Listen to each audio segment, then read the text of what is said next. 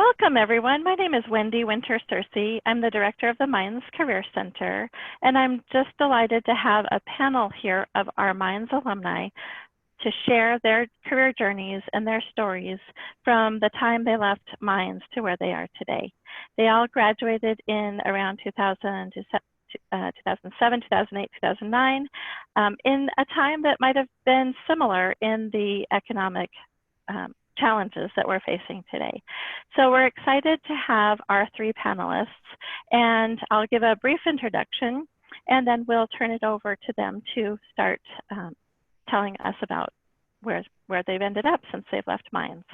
First of all, we have Rebecca Kramer. She graduated from Mines in 2009 with a bachelor's degree in geophysical engineering. She continued on and got a master's degree from New Mexico Tech, and now she is working with the USGS as a geophysicist in the Cascades Volcano Observatory. We have Allison White, who is here with us. She graduated in 2007 with a bachelor's in civil and environmental engineering, and she also graduated from Mines with a master's in environmental engineering in 2010. She currently works as a senior engineer at LT Environmental, and we'd like to hear about her spare time activities as well.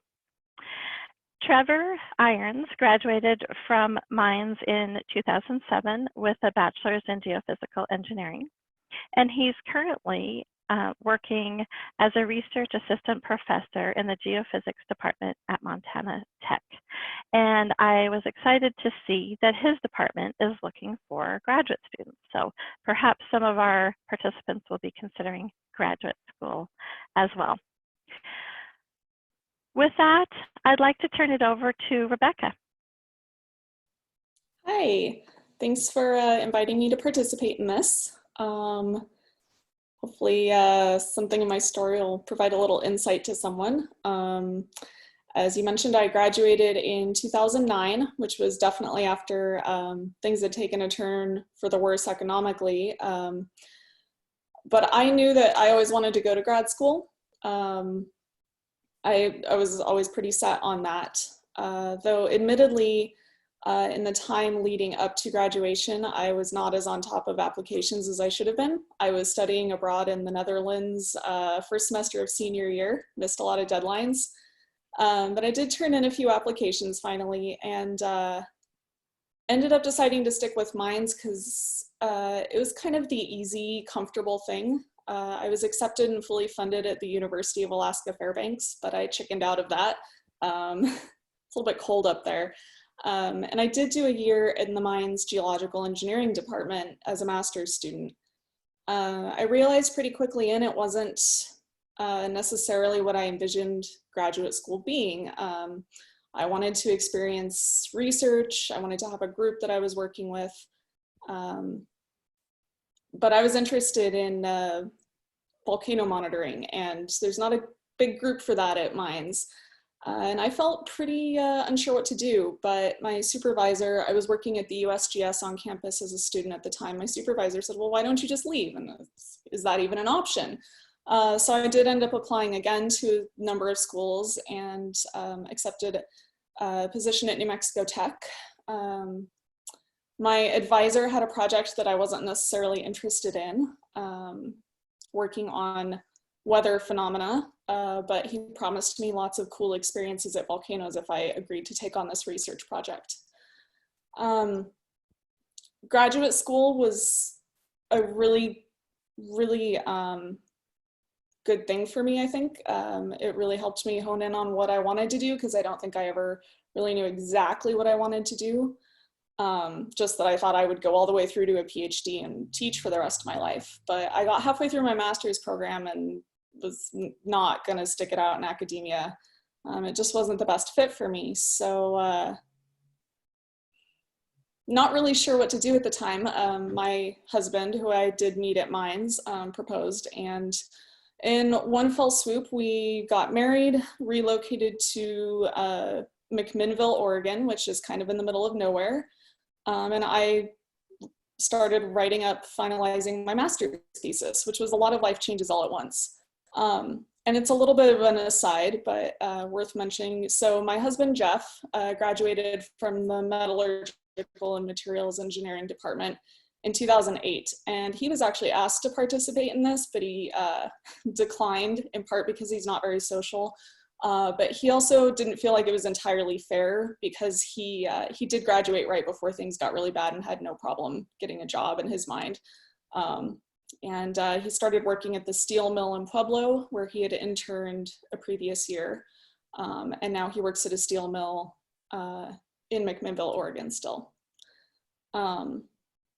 So going back to kind of my version of events, it was a lot of life changes all at once, moving to Oregon, writing a master's thesis, getting married, and then realizing that I lived in a pretty rural part of a state I'd never been to and wasn't really sure what to do with this master's degree in geophysics. And it was challenging. It was a little bit depressing, honestly. There's not an oil industry in Oregon. There weren't a lot of obvious opportunities out there. And I had been sitting at home writing a thesis. I hadn't been particularly social. So to really start dragging myself out of the house, I applied for a few volunteer opportunities in the area where I was living. And I also reached out to old professors and asked them if they knew anybody in the area who might take me on as a volunteer or who was looking for job applicants. And a professor from graduate school put me in touch with a researcher at the Cascades Volcano Observatory, which was about an hour-and-a-half drive away. I started volunteering at Habitat for Humanity. I started volunteering at an aviation and space museum, and I started volunteering at the Cascades Volcano Observatory once a week. It was at least keeping me busy, and my volunteership at the Aviation and Space Museum actually turned into a position in their education department. I had never had any interest in aviation, but I became quite the expert in historic aircraft and aviation history for about a year, and that was really cool. But the customer service aspect of it was not my strong suit. It wasn't my favorite part. I didn't mind the education part and interacting with kids and teaching science and those sorts of things, but I really kind of wanted to get back to my initial interests. So I kind of pulled the nuclear option and applied for a volunteer position at the Hawaiian Volcano Observatory. And uprooted myself and went there and lived in their volunteer house, which was college dorm quality, if not a little worse, for 4 months, which was really hard at that point. I had gotten used to a much more comfortable standard of living. But it gave me the opportunity to work in an observatory environment full-time, to do a more geophysics-oriented project, to participate in the day-to-day sort of fieldwork aspects. They were in the midst of a response to a lava flow that was encroaching on a community at that point in time. This was in 2014. And I definitely found that it was what I loved doing. Getting a job in that arena is not such an easy feat. I came back to Oregon fully intending to apply for environmental and LIDAR companies, but the Cascades Volcano Observatory found me a part-time field position. And I did that for about 2 years, and it was tough. There was a lot of uncertainty. There wasn't always a lot of money there to continue paying me. There was always a question mark of if it would turn into anything more, which eventually it did. I was hired on for a fairly large project at Mount Rainier that came through sort of the funding ladder in government agencies. And so I basically, as a warm body with basic field capabilities at that point in time, I took on this project, which was kind of a behemoth of a project with limited experience, but I'm still at it. It was supposed to take 2 years. I think we're 4 years in now, and it's going strong. I think I had a couple notes here. You know, the full-time position wasn't necessarily in exactly what I wanted to be doing. It's a good experience. I've had some absolutely incredible experiences in my job. I get to do a lot of things. I've had to become an on-the-fly electronics engineer. I've learned more about solar power systems than I ever thought there was to know. I took on more of a project planning and management role when I took on the full-time position. And now I'm learning communications engineering, everything from properly installing a coaxial cable on a tower to RF interference and path planning. Things that I never really learned at Mines, but I realized I had more ability to pick up those technical roles than a lot of other people. I think a lot of it came from my time at Mines, just learning how to problem solve and learn new things. The project that I'm managing right now has some aspects that are challenging. The field work is not actually as cool as it sounds. It's a lot of driving on pretty remote logging roads. But I had the opportunity to participate in the eruption response at Kilauea in 2018. Oh my gosh, was that 2 years ago? It was. I was in Hawaii and helped with mapping the lava flows as they were developing. Like I said, I've learned a lot of little things I never thought I needed to know. But I still keep my eye open for positions that are more in my area of interest. I have a really cool job, but I always keep my options open because I found actually that I kind of enjoy like a systems administration type role, which is almost more of an IT type position, and at least in our arena at our office. But I found that's something that I actually really like, so I always keep my options open. And I will say, I was really lucky that I had the opportunity to volunteer. I had a husband who was working and making a good paycheck, and not everybody's going to have that option. I noticed that everyone in the panel went to grad school, so I asked some friends for, kind of their trajectories. I had a lot of friends who did not go to grad school, who graduated in 2009. And I got some crazy responses. I mean, I have a friend who is a chemical engineering major who did that for 6.5 years, realized she hated it, and is now a scuba diving instructor.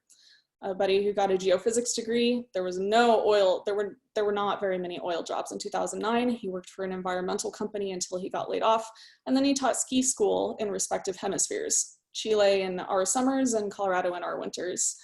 A friend who got a real geophysics job in 2009 in the microseismic industry didn't like the role, but liked the software, and moved into a software training and it's the documentation position. And that's what she does now. And she took 3 months off work and took a 50% pay cut to do that. And she said it was absolutely worth it. Another person who, she graduated in civil engineering, and it took her, oh goodness, about 5 or 6 years to land a job she really liked. She started off working retail for a couple of years out of graduating, but it gave her management experience. It gave her, she references the experience she got in I think she said 7 or 8 jobs she worked before landing her current position, which is an engineer for a municipality in Colorado. And now she oversees like major bridge projects. And she feels like she's making a real impact. So everybody had really bumpy roads, and every single path was different. But it was kind of crazy. I kind of solicited this response, and I got these incredibly personal and detailed descriptions of people's stories out of graduating. And in 10 years, everyone listening to this panel is going to have similar stories. So I will hand it off now. I just have to say there's a shout out to Rebecca because you serve as an M Club leader in Portland. So that's great. We appreciate you participating. Is Ruth here? Mine. Yes. Yes, that's great. All right. I love that kind of that bumpy path for, everybody is a little bit different. So I think that was a great start. Rebecca, thank you so much for sharing. Allison, we'll turn it over to you. Thank you, and great story, Rebecca. So I graduated with a bachelor's in environmental engineering in December of 2007, and got a job through a Mines alum at a local mining consulting company downtown Denver.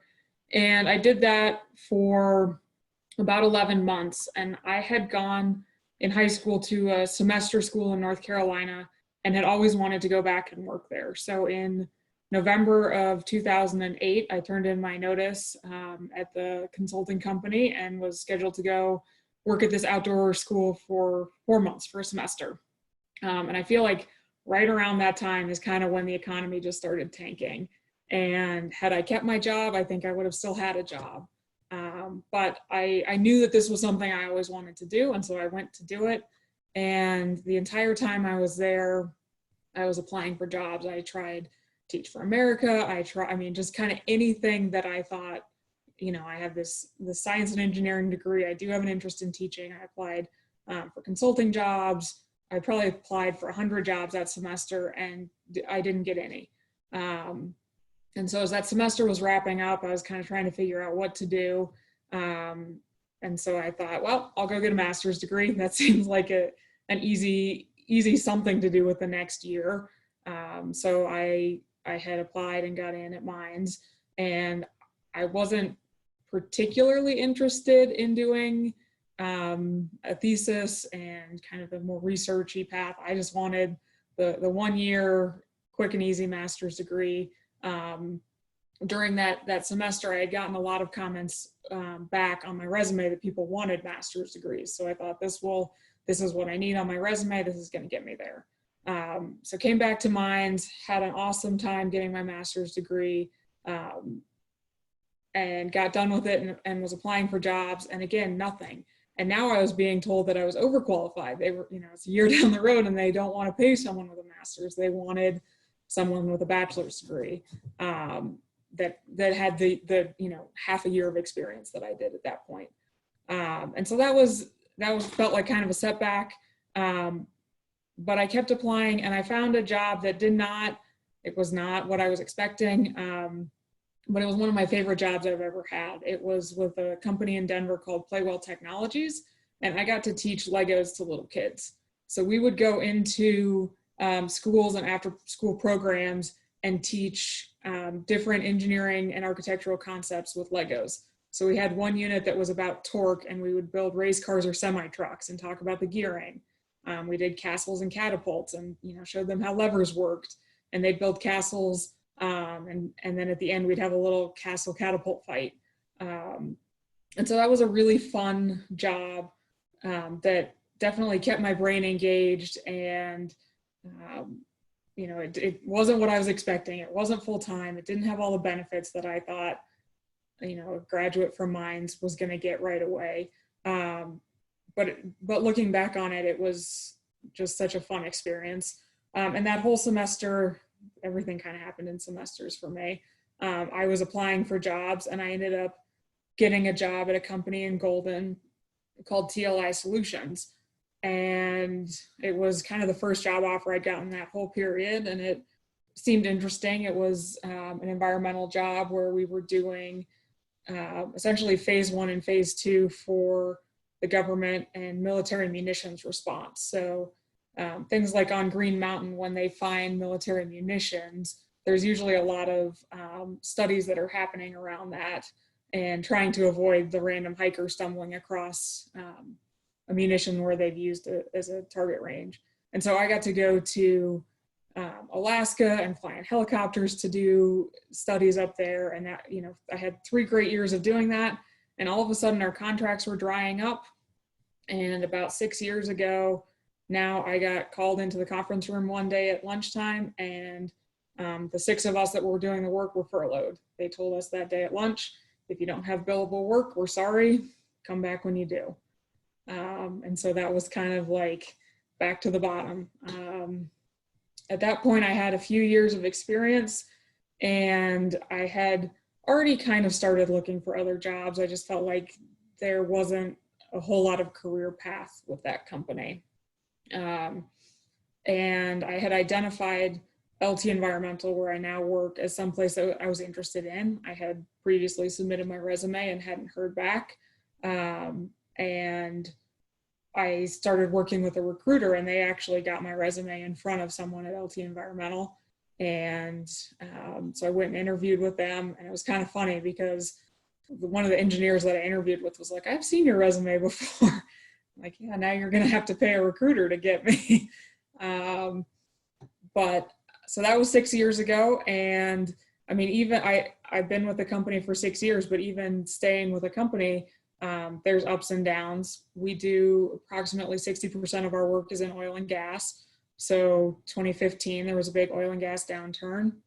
We managed to retain all of our staff at that point, but a lot of my clients lost their jobs or transitioned to other jobs. And then obviously there's another pretty tough time in oil and gas right now. So I think one of the biggest things that I've learned is, build your network and stay in touch with them. You never know when you're going to need to, you never know when you're going to be looking for a job. You could feel super confident in your position today, and tomorrow something completely out of your control could happen. So, building your network and staying in touch with people, and you can find jobs through all sorts of different ways, through volunteering, through former contacts, LinkedIn, just really, I think following your interest as well has helped me. And it may not be the prettiest, most linear path to get where you want to go.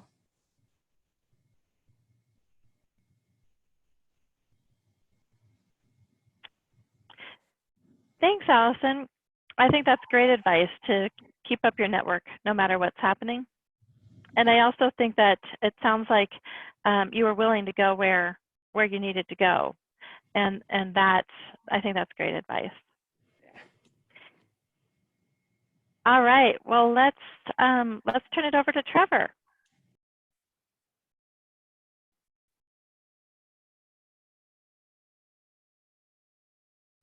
Oh, Trevor, you're muted. Oh, can you hear me now? Yes. Okay, great. I was just saying thanks, Allison and Rebecca. It was really interesting to kind of hear our parallel lives and how similar some of our stories are. So I just wanted to start off by, I assume a lot of the people calling in here have recently graduated. And so if you're graduating right now, first off, congratulations. You guys all worked really hard for this. And so in spite of all the turmoil right now, take a minute just to hey, you did it. And that's awesome. You worked really hard in this degree. The other thing too is that, a CSM degree is something that's really respected throughout lots of industries in this country and around the world. And that's going to open doors and opportunities for you in spite of all these things that are going on. And so that's something you can be grateful for. And it's valuable because, the people before you, it has a reputation because of this community, right? Because people before you also worked really hard on their degrees, just like you guys worked on yours. And so in some sense, you're sort of riding on, that tradition. That works both ways though, and so as alumni, I'm, when I see a CSM graduate or bump into somebody and comes up that I went to Mines, or they have, someone else who went to Mines, and, very routinely people have nothing but good things to say about, CSM graduates. And so you guys likewise are making my degree continue to make it valuable. And so I just wanted to also thank you for all the hard work you did, because you helped make me look good as well. And so we're all in this together. And so I just wanted to sort of start off on maybe just some of the big perspective here. And we're going to get through all this. And unfortunately, you have some good tools at your hand. So my story, sorry, I have some notes here, so I keep looking down. So I graduated in May of 2007, which was the same as Rebecca, I believe she said. And so I was in geophysics, and oh no, that was Allison, sorry. So in May of 2007, I just graduated. In April 2007, the housing market started to collapse. And everyone kind of knew it was going to be this economic contagion, but no one really knew how bad it was going to be. And so I think there's where a lot of the parallels to today really come, is we know something bad's coming. We don't know how bad it is. I don't think in 2007 people had any clue how bad it was going to be. And I think that's probably where this parallel ends, is that probably most people know this is not going to be super pleasant. So, hopefully that will allow policymakers and whatnot to come up with some good steps that make the landing a little softer than it could have otherwise been. But being sort of at the tip of this, people that hadn't procrastinated and had jobs lined up, in 2007 were able to get jobs. A lot of my cohort graduating with me all had good, primarily oil and gas jobs coming out. I kind of knew that for me, that wasn't what I wanted to do. I knew I wanted to go to graduate school. And at the time, I really wanted to go study biophysics down in the Research Triangle. And so I've been talking to professors there, and there were some projects that I could go work on, but they were going to be maybe a year and a half out. And so I needed to buy some time. And in that sort of buying time, I was doing some interviewing, and it was right around that time that really the job market just contracted like crazy. And it went from you really could get a job almost anywhere to you weren't going to get a job. And so that was kind of tricky. And so I had to start, just like some of the panelists before me said, I had to kind of start reaching out to my network. And so I talked to some folks that I'd worked with at the USGS. I'd volunteered for them years ago and called them up and said, hey, what's going on? And they said, yeah, we'd love to have you as an intern here for the summer.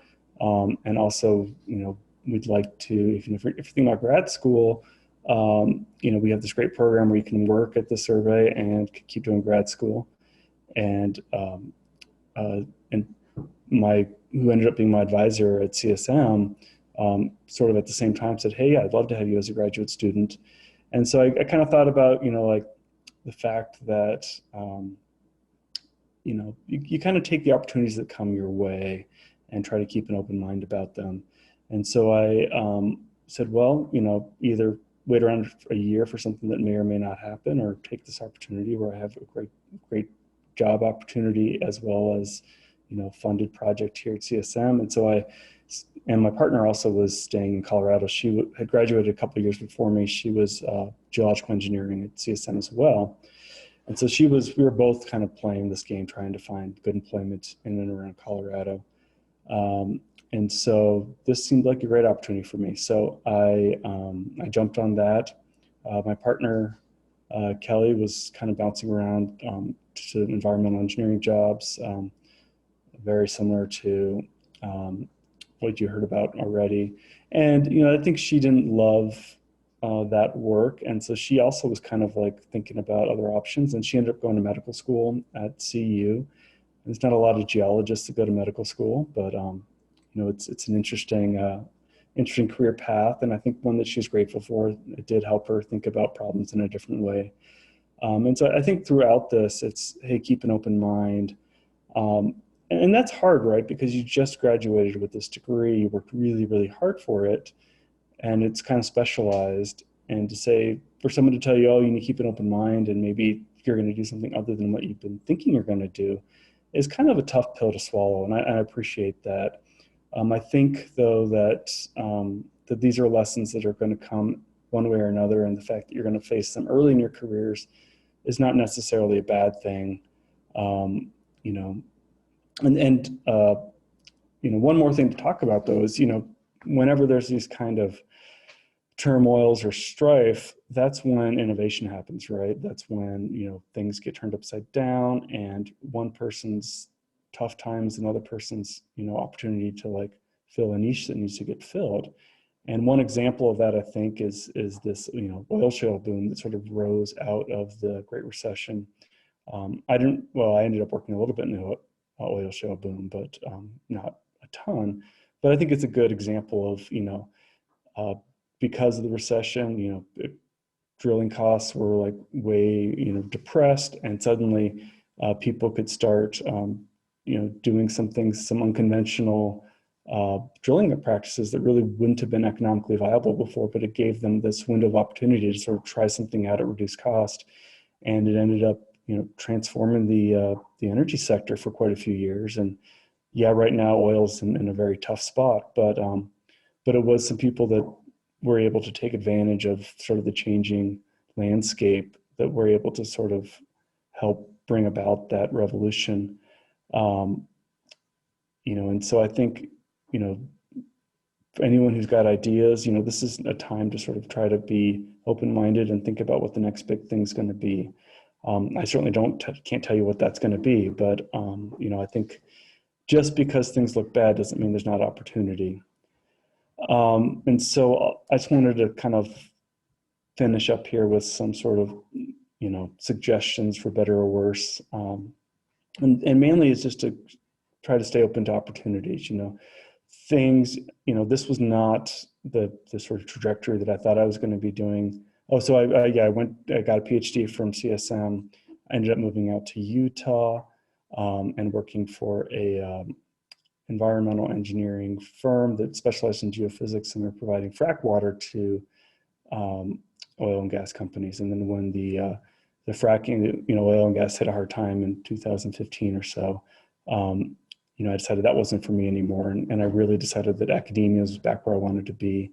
And so for the last 5 years or so, I've been at University of Utah, and then also now at Montana Tech, doing research and a little bit of teaching, and really found something that was a good fit for me.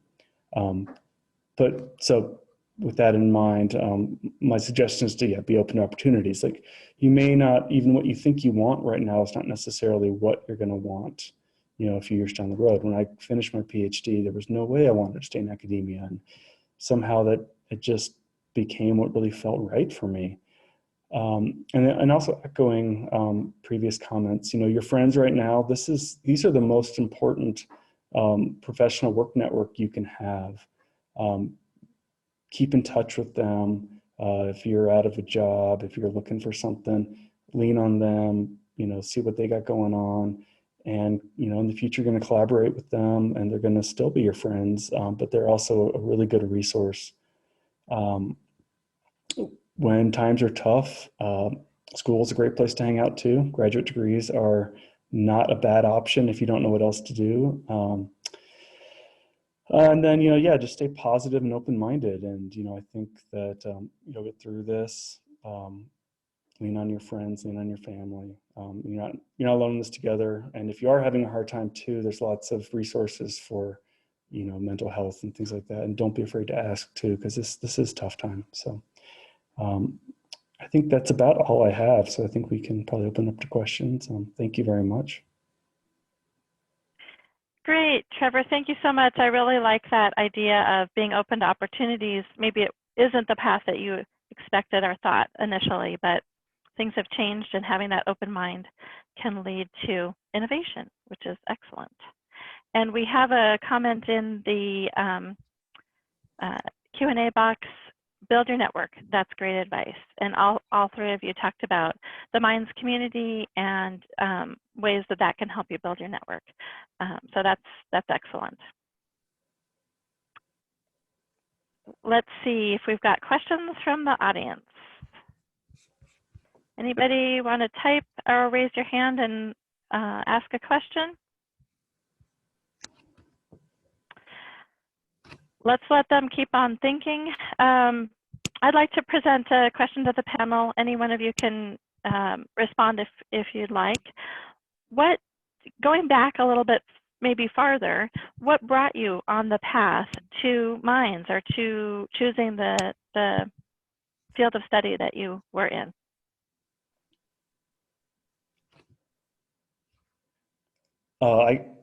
I can start, I guess. I was actually doing mechanical engineering at Colorado State right out of high school. So I went up, I'm from Kansas, moved to Colorado State. And engineering was fine. I was actually into racing bikes a lot at the time, and just didn't really want to do it. And so I took a year off and kind of reevaluated what I wanted out of life. And just out riding around Colorado, like, looking at all the mountains and everything. A buddy of mine that worked at the bike shop with me was a geologist, and, just sort of kind of started thinking about geology. And then, I don't know, just geophysics seemed like an interesting, I really enjoyed the physics side of mechanical engineering. And so it kind of felt like where those two worlds could come together a little bit. So that's kind of how I landed in that world. Thanks. Rebecca? I selected Minds because it was in-state, so it was a major cost consideration, and the application was really easy because I got the Golden Scholar application. I also found on touring it that the culture I felt was a good fit for me compared to a large university, and that proved to be very true. And I knew that I wanted to do something with volcanoes and something in the geosciences, but I didn't know exactly what, and the geophysics department had volcanoes in their flyers. So I declared that as my major right off the bat and enjoyed it and stuck it out. Great, thanks. Allison? Yeah, so I grew up in Albuquerque, and my mom really wanted me to go to mines, and so of course I didn't want to go. And so I actually started at a liberal arts college up in Oregon, and was doing environmental science there, and spent a year there. And the gray Oregon winter really got to me, and so I decided, no, maybe I'll transfer to this place my mom thinks I should go. And I'm super glad I did. I switched to environmental engineering, and it took me a total of 4.5 years with transferring to finish my bachelor's. But in comparing my friends from the liberal arts college and my friends from mines, even now, 10 years down the road, we all graduated around the same time with the same economic hardships. And my friends from mines have pretty well across the board been very successful. And I feel like, my friends from the liberal arts college have been successful, but not, I would say they've had more struggles along their career path and navigating it. So I'm definitely grateful to my mom. That's great, love it. There's a couple comments in the chat box. One says, great stories of perseverance. And I think that follows through all three of your stories of persevering to get to that right path. And maybe you're still going on that path. Another comment from Stu, all your stories are great examples of how flexible a mind's education is. And I heard that too, that ability to problem solve and having that flexibility too. But we do have a question. Any one of you want to start? Any ideas of good ways to build your network when working remote? So I am guilty of not following this advice, but sink some of your spare time into your LinkedIn profile. Sink a lot of time into it, and sink it into reaching out to people on LinkedIn. Look for Mines alumni.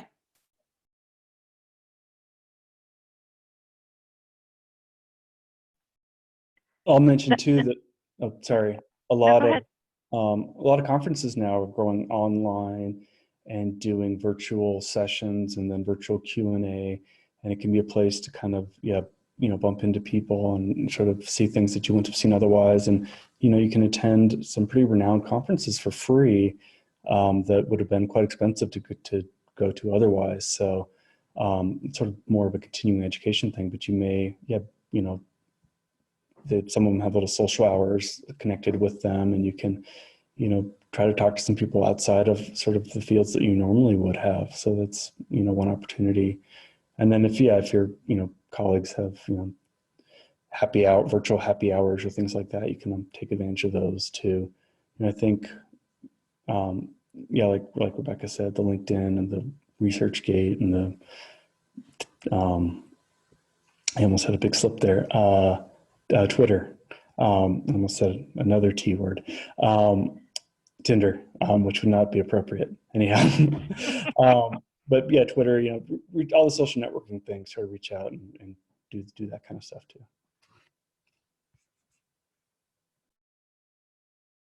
Great.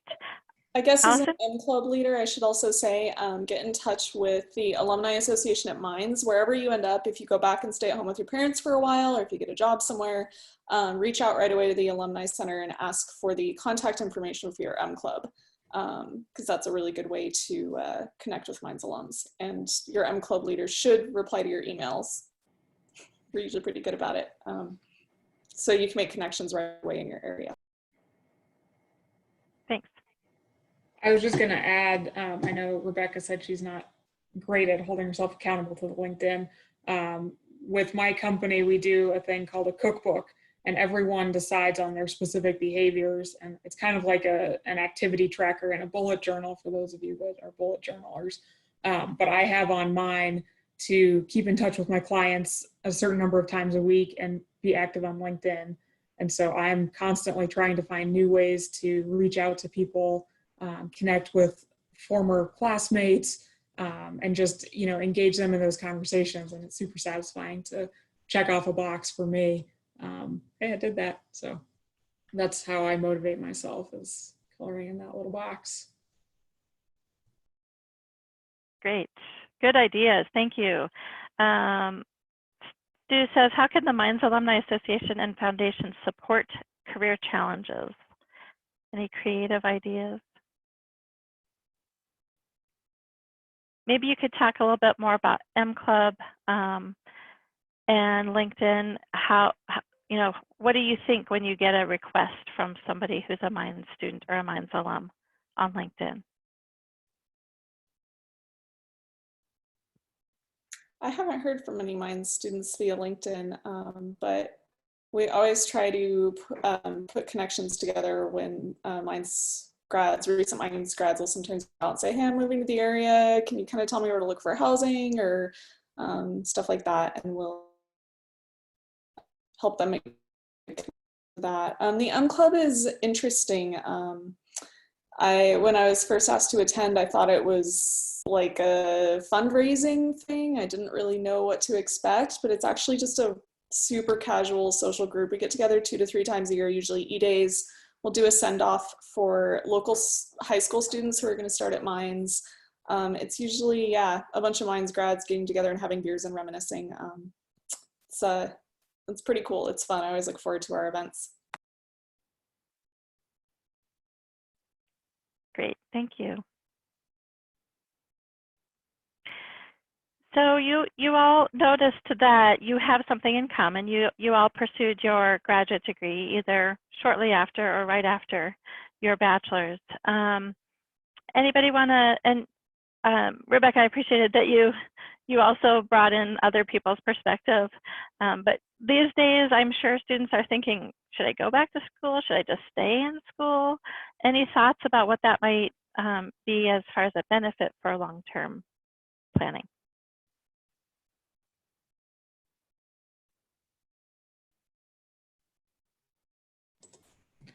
I think for me, so my company has quite a few Mines graduates. We have a handful of senior engineers who've all gone through the 1-year environmental master's program. And then most of our staff level engineers just came in with a bachelor's degree and have not gone through that program. One benefit is if you can count that year towards getting your PE. So if you're looking to get licensed, that does count as a year of experience. So I was able to get my PE essentially a year sooner than had I not been working at all or not working in an engineering field. And I think there's a lot of critical thinking that I developed through the master's program, and just kind of a level of experience that I think comes with it.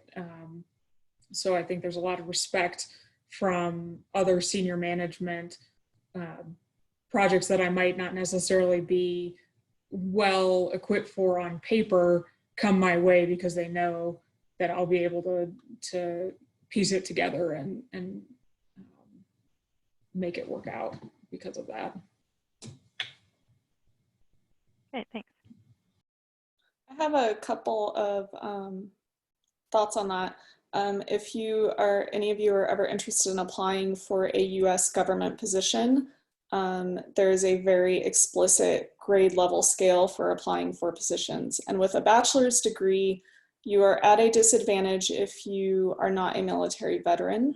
That is very heavily weighted. If you are a military veteran, then that's fantastic, especially, to go through that and then Mines, that's a tall order.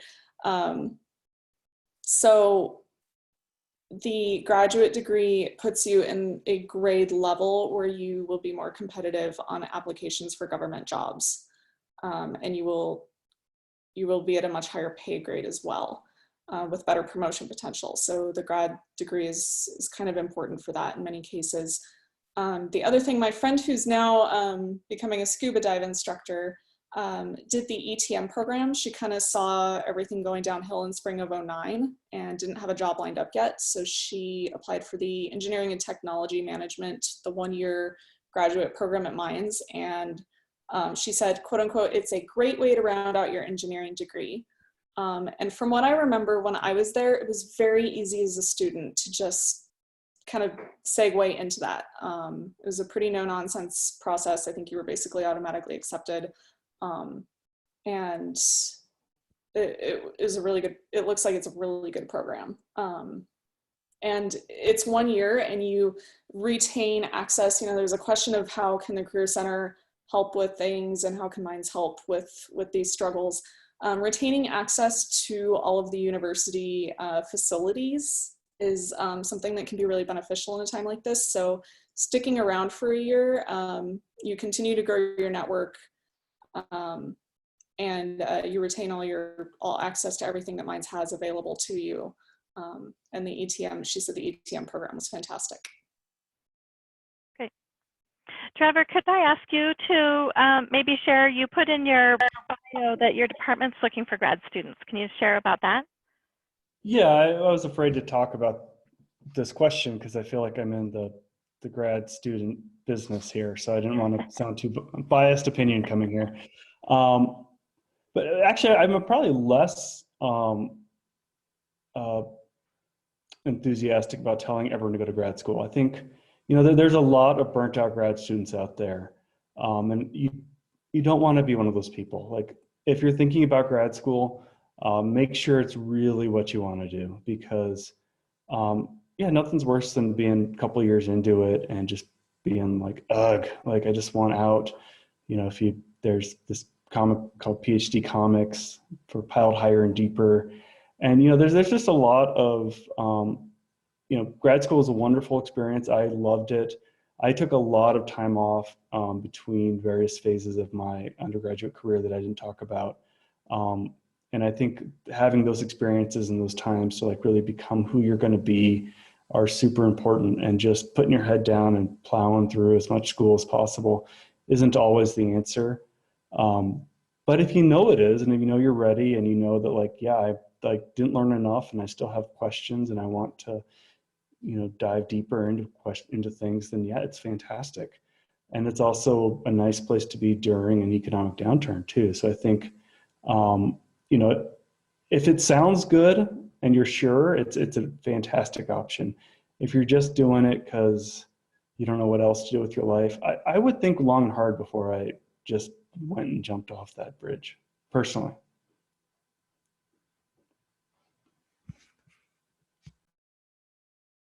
All right, I'm going to have the panelists share each of you either a highlight of your time at Mines and or that final piece of advice you'd like to give graduating students. So your choice.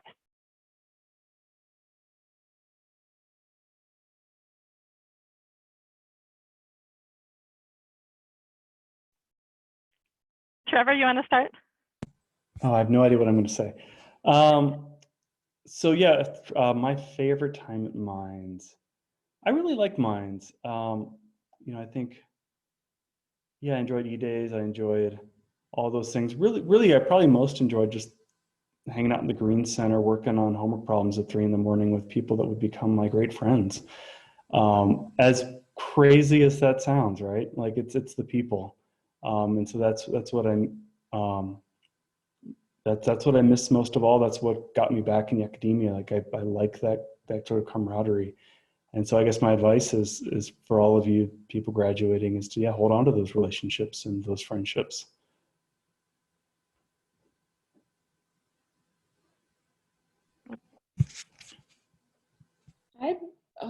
I have so many great memories at Mines. E-Days was always, I mean, that was always pretty phenomenal. Senior year was a lot of fun. By then, I really knew the people I was taking class with every day, and we're still great friends. You know, there's so many like little tidbits of advice. I have like a quote from each of these friends I spoke to, and they do a much better job of summarizing kind of the thoughts I would have. The one who had like 7 jobs and moved half a dozen times said, "Don't be discouraged. And don't let any setbacks tarnish your experience at Mines or your memories of it. Things are frustrating right now, but that degree and your time spent there is valuable, and don't let that be taken from you. One friend said that check for jobs everywhere. He got a job with a company that their website looked like old school MySpace. I'm sure a lot of you don't even know what MySpace is. So that gives you some idea how bad their website is. And now he's doing what he really enjoys just by finding them through this super sketchy looking website. Friend who's a scuba instructor said, job applications are a numbers game. Don't rule yourself out on a technicality. Let them make the call. So apply for everything. If you don't think you're qualified, believe me that, one lab you spent learning ArcGIS, or that one time that you had to kludge a script in Python, that's relevant experience. You are technically capable of many of the jobs you see out there, even if you don't have the exact quote unquote experience requirements. She said, be smart with your money, spend less than you earn, take advantage of 401k matches, and build up your, I'm not going to quote her directly, but your bleep you fund. So if things aren't working and you need to go, it's good to have the buffer to be able to do that. And she said, thank you notes, follow-ups, and respectful persistence make you stand out. So with anything you apply for, if it's something you want, send thank you notes, bother people, try to make a personal connection, because that's what's going to bring you to the top of the pile when you're applying for any or looking into any opportunity.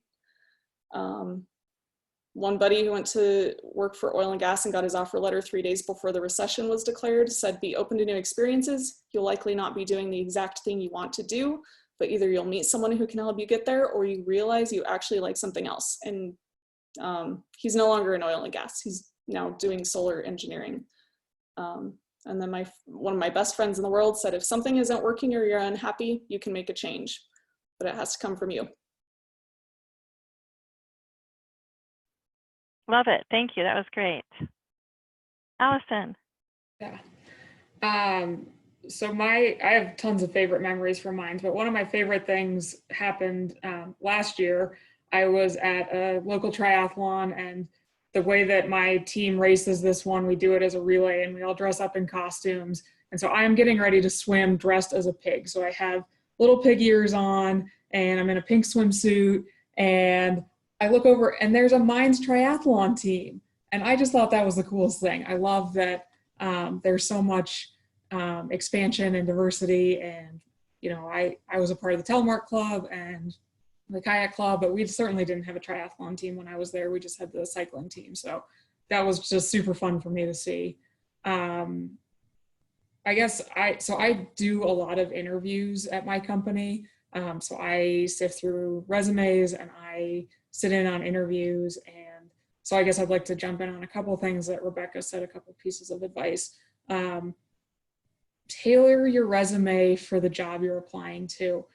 It drives me nuts when I know that the person has experience, but they only put the one bullet of the job that meets what I'm looking for. If I'm looking for someone with spill prevention and they have one bullet about that and a whole page about other stuff, expand the section of what the job you're applying for is. That's my experience. I would much rather see that you've put some effort into that job, or put some effort into the cover letter, so that I know you're not just sending out the same thing to everyone.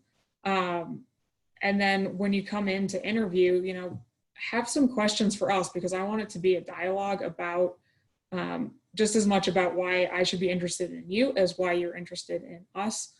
And then I guess one final thing is there's tons of room once you get your foot in the door. But one thing that we see a lot with, entry-level people is they apply for an environmental technician job, for an example, and we tell them, hey, this is going to be a 2-year position of doing this work. Are you okay with that? And they say, yes, we're okay. I know I just want in the door. I'm great with that. And then 2 months in, they want the next level and the next level. And it's like, well, now you've kind of backed me into a corner because I don't have that next level to give you right now.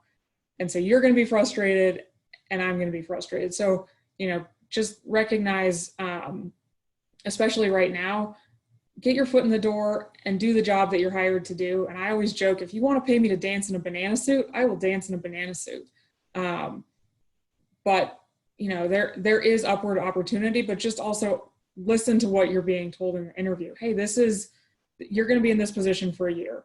And am I okay with that or not? Because it puts everyone in a really uncomfortable position in the end when people accept something that they're not comfortable with.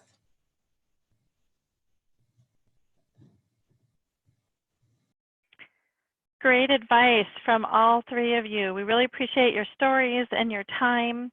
We've got about 5 minutes left. If anybody has questions, you can either raise your hand or type it in the Q&A. Oh, I've got a hand raised. Let me, I think. Did I lose it? You might have to try it again or type in the chat box. But this is just what we were hoping for. That the idea is the paths aren't necessarily straight, but the opportunities come when you're open to those opportunities and take advantage of the connections and the resources available. So I appreciate all of you being here today and your time and investment. The Career Center is available for students and alums, so please feel free to reach out to us as well. Any final things from the panelists or the attendees? Tuesday, May 18th is the 40th anniversary of the eruption of Mount St. Helens. There's cool stuff all over social media and the internet, so check it out. Fun, fascinating stuff. Thanks for sharing. All right, well, I think we will wrap it up, and everyone have a great evening, and thank you so much. Thanks for having us. Appreciate it. Thanks for having us. Thank you, Wendy. Good luck to everyone out there. It's going to be great. That's right. Sounds good.